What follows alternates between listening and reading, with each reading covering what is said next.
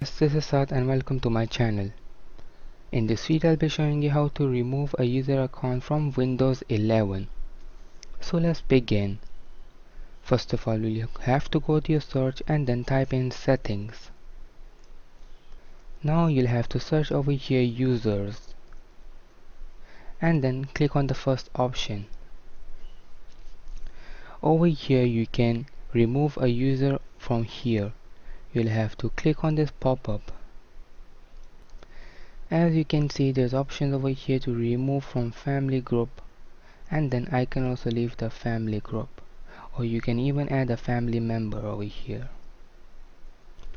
So that's how you can remove a family member from the group. Hope you liked the video. For more similar videos you can subscribe. We'll meet in the next video. Till then, peace out.